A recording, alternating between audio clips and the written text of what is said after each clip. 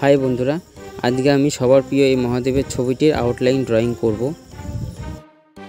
তো আউটলাইন ড্রয়িংটা আমি কি করে করি সেটাই আজকে এই ভিডিওতে দেখাবো। তো ফার্স্ট আমি A4 সাইজের একটি ড্রয়িং শিট নিয়ে নিয়েছি, যার উপরে আমি ড্রয়িংটা করব। তো এই ড্রয়িংটা করার জন্য আমি গ্রিড মেথড ইউজ করব। তো গ্রিড মেথড ইউজ কিভাবে করে সেটাই আগে দেখে নাও যে আমি কিভাবে করছি।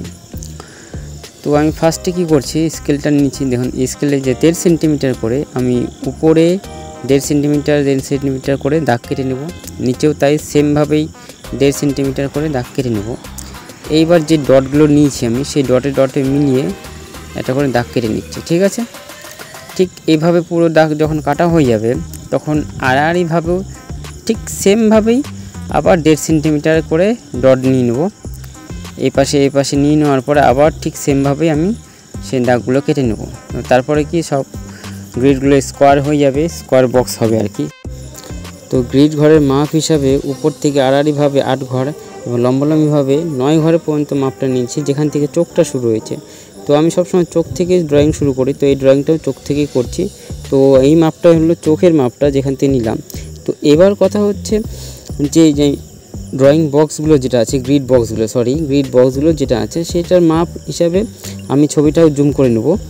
জুম করে সেম মাপটা করে নিয়ে তারপর আমি ছবিটা করব। তাহলে কি হয়, বুঝতে সুবিধা হয়।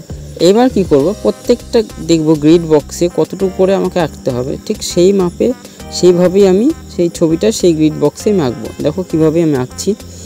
দেখো এই চোখটা ছিল, ঠিক এই গ্রিড বক্সে চোখটা যতটা জায়গায় যতটা ছিল ঠিক ততটাই আমি করেছি। এইভাবে যদি করতে থাকো তাহলে কি হয়, পুরো রিয়েলিস্টিক ছবিটা চলে আসবে।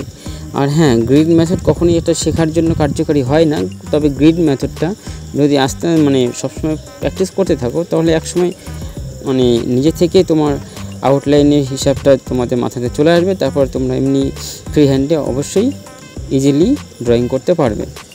তো দেখো আমি কিভাবে ড্রয়িং করছি।